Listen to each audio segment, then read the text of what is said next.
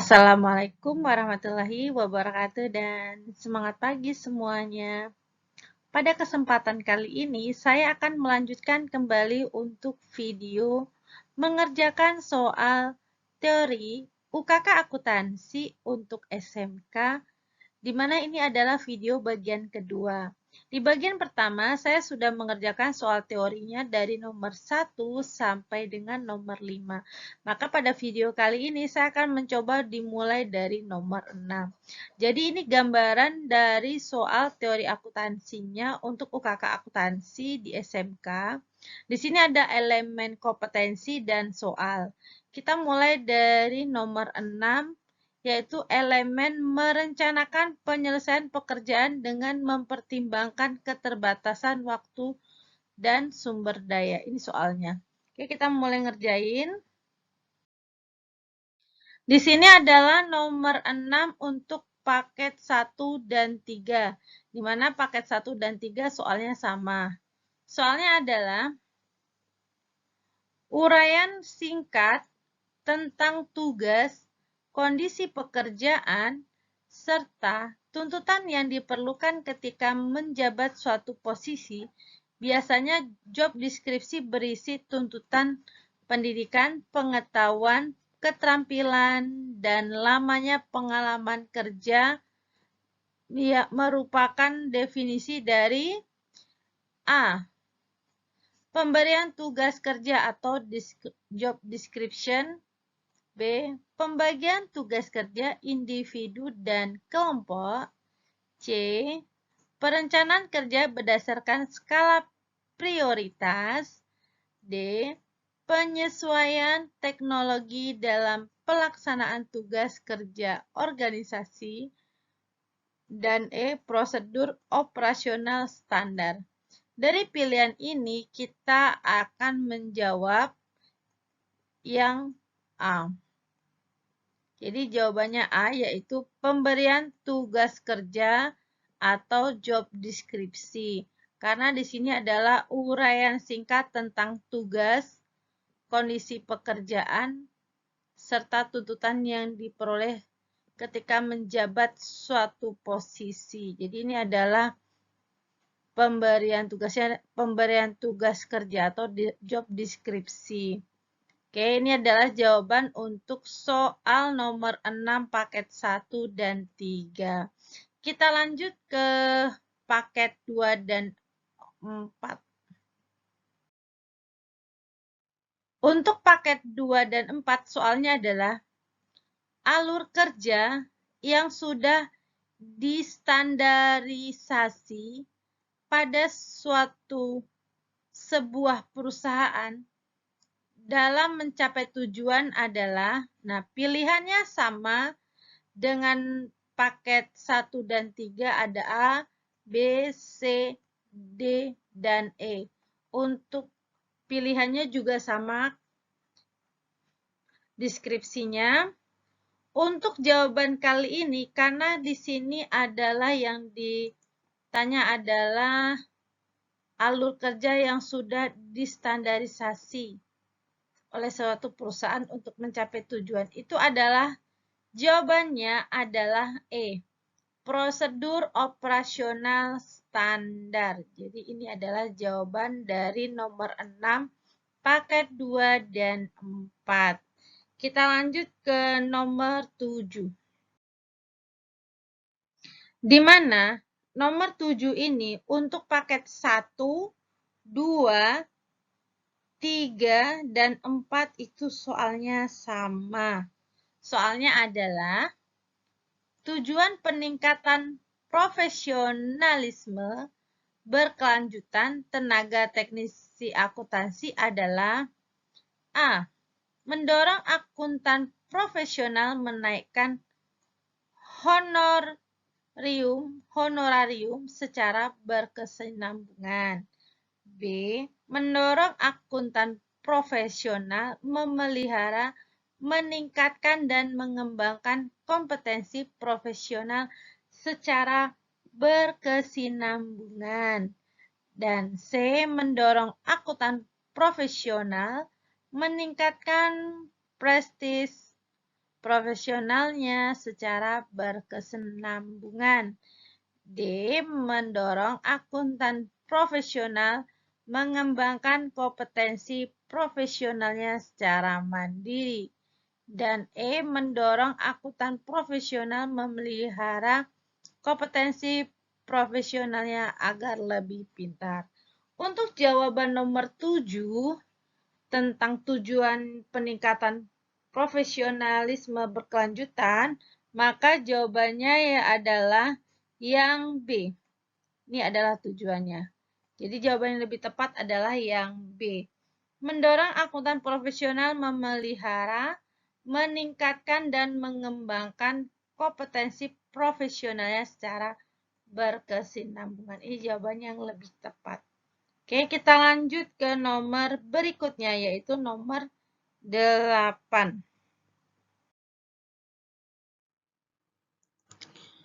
Nomor 8 untuk paket 1 dan 3 adalah seorang tenaga akuntansi seringkali dihadapkan pada penyusunan laporan keuangan tepat waktu dengan waktu yang cukup singkat. Hal ini dapat mengakibatkan tingkat stres yang tinggi bagi profesi akuntansi. Bahaya di tempat kerja semacam ini merupakan A. Bahaya kerja agronomi, B. Bahaya kerja kimia, C. Bahaya biologis, D. Bahaya fisik, E. Bahaya psikologi. Di sini ada 5 pilihan, di mana ini adalah materi dari K3LH. Oke, kita bahas satu persatu. Bahaya kerja agronomi merupakan resiko kerja agronomi merupakan cedera persendian karena kesalahan gerak atau ketegangan otot yang terjadi secara terus-menerus. Di sini kita agar tidak terjadi bahaya kerja agronomi, kita harus menghindari misalnya posisi duduk kita sebagai teknisi akuntansi, posisi duduk saat sedang menggunakan laptop ataupun komputer. Berikutnya, bahaya kimia. Ini biasanya kalau kita bekerja di sektor kimia. Contoh bahaya di tempat kerja yang bisa Anda alami meliputi reaksi alergi di kulit, mata, hingga keluhan medis pada bagian pernafasan. Lalu ada bahaya biologi. Terdapat berbagai macam penyakit akibat bakteri dan virus seperti hepatitis B dan C, lalu ada HIV atau AIDS, hingga tuberkulosis yang rentan menular ke tenaga kesehatan. Berikutnya adalah bahaya fisik. Jenis bahaya fisik yang bisa terjadi pada Anda dapat berupa vibrasi, suhu lingkungan, hingga vibrasi. Berikutnya adalah bahaya psikologi. Hal ini yang paling sering menyebabkan adalah stres akibat perubahan jenis pekerjaan, tanggung jawab, hingga lingkungan kerja. Dari penjelasan tentang kelima bahaya yang ada di pilihan ini, maka jawaban yang lebih tepat untuk soal nomor 8 paket 1 dan 3 adalah jawaban yang E, bahaya psikologi. Karena hal ini dapat mengakibatkan tingkat stres yang tinggi bagi profesi akuntansi. Jadi ini adalah tingkat stres yang tinggi saat kita menghadapi penyusunan laporan keuangan tepat waktu dengan waktu yang singkat. Ini adalah merupakan bahaya psikologi. Oke, kita lanjut berikutnya. Berikutnya ini masih nomor 8 untuk paket nomor 2 dan 4. Soalnya adalah, seorang tenaga akuntansi seringkali dihadapkan pada penyusunan laporan keuangan dengan posisi kerja duduk yang lama. Hal ini dapat membahayakan profesi tenaga akuntansi dalam hal.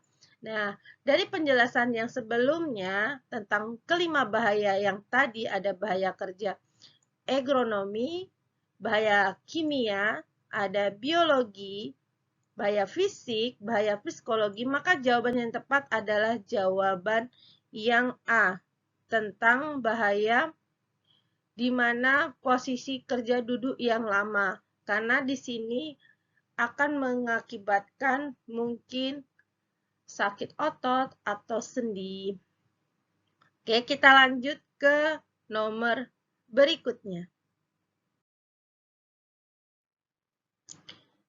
Di nomor 9 ini, untuk paket 1 sampai dengan 4 soalnya sama, yaitu berikut ini prosedur kerja teknisi akuntansi yang benar adalah A. Mengklasifikasi transaksi, mengikhtisaran, mencatat dan merangkum, lalu menginterpretasikan. Yang B. Mencatat dan merangkum, lalu menginterpretasikan, pengikhtisaran, lalu mengklasifikasi transaksi. Yang C. Menginterpretasikan, pengikhtisaran, mengklasifikasi transaksi, mencatat dan merangkum. Dan D.